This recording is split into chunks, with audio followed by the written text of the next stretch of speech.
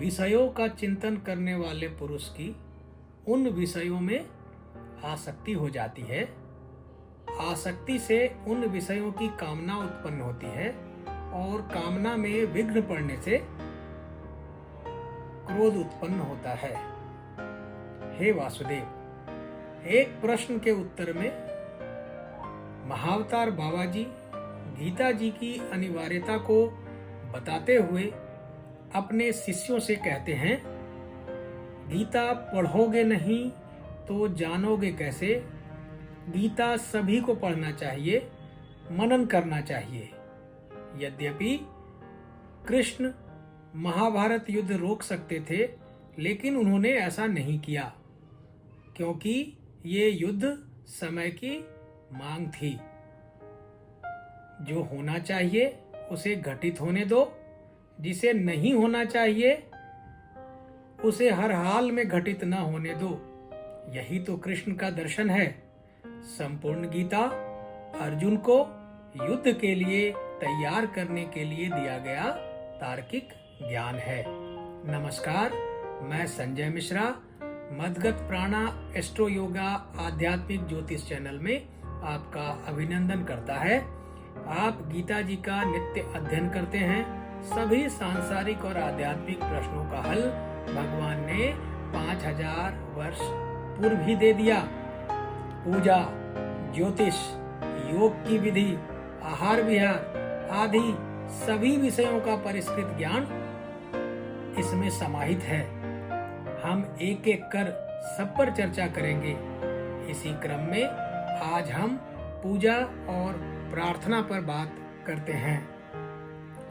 हम 84,000 देवी देवताओं की बात जानते हैं, लेकिन इनमें से सभी तो नहीं, पर एक से अधिक देवताओं की पूजा हम लोग घर में अवश्य ही करते हैं।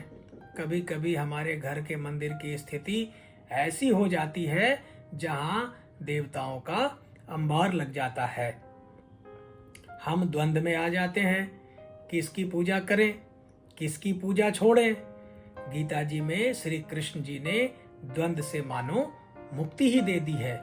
भगवान कहते हैं, ये अप्यन्य देवता भक्तया यजन्ते श्रद्धान्वित ते अपि मावेव कौन्तेव यजन्त विधि पूर्वकम। हे अर्जुन, यद्यपि श्रद्धा से युक्त जो सकाम भक्त दूसरे देवताओं को पूजते हैं, वो भी मुझको ही पूजते हैं, किंतु उनका यह पूजन अविधि पूर्वक है, अर्थात अज्ञान पूर्वक है। भगवान कहते हैं, मुझ में मन वाला हो, मेरा भक्त बन, मेरा पूजन करने वाला हो, इससे मुझे प्रणाम कर।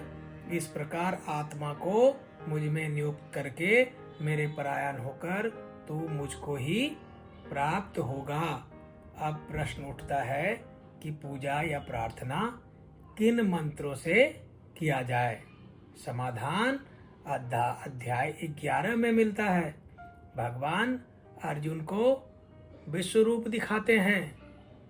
विश्वरूप देखकर अर्जुन गदगद हो जाता है और भगवान की प्रार्थना करने लगता है।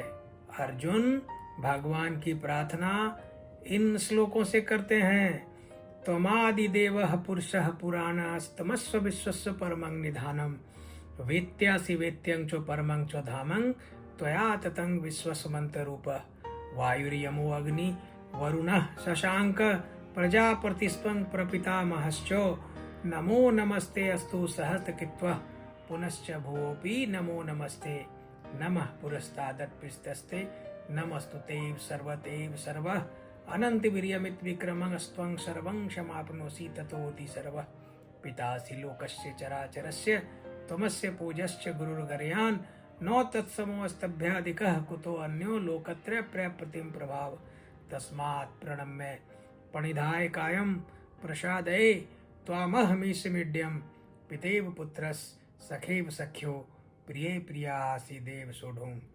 क्या इससे उत्तम कोई मंत्र हो सकता है? आइए इसके अर्थ को जानें।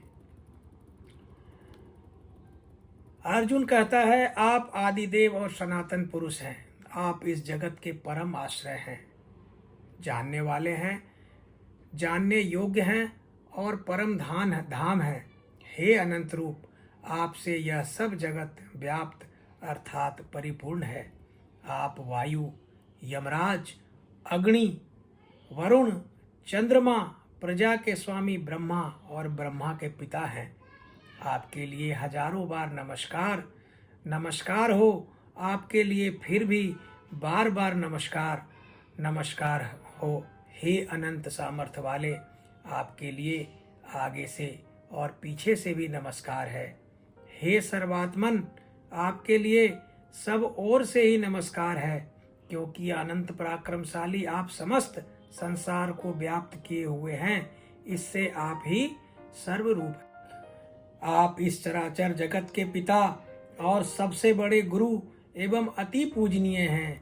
हे अनुपम प्रभाव वाले, तीनों लोकों में आपके समान कोई दूसरा नहीं है, तो फिर अधिक तो कैसे हो सकता है। अतएव हे प्रभु, मैं शरीर को भली भांति चरणों में निवेदित कर प्रणाम करके स्तुति करने योग्य आप ईश्वर को प्रसन्न होने के लिए प्रार्थना करता हूँ। हे देव, पिता जैसे पुत्र के, सखा जैसे सखा के और पति जैसे प्रियतमा पत्नी के अपराध सहन करते हैं, वैसे ही आप मेरे भी अपराध को सहन करने योग्य हैं। हम ऐसा जानते हैं, ऐसी परिपाटी है कि पूजा के अंत में क्षमा प्रार्थना का विधान है। श्लोक 44 में वर्णित क्षमा प्रार्थना से उत्तम क्षमा प्रार्थना क्या हो सकता है।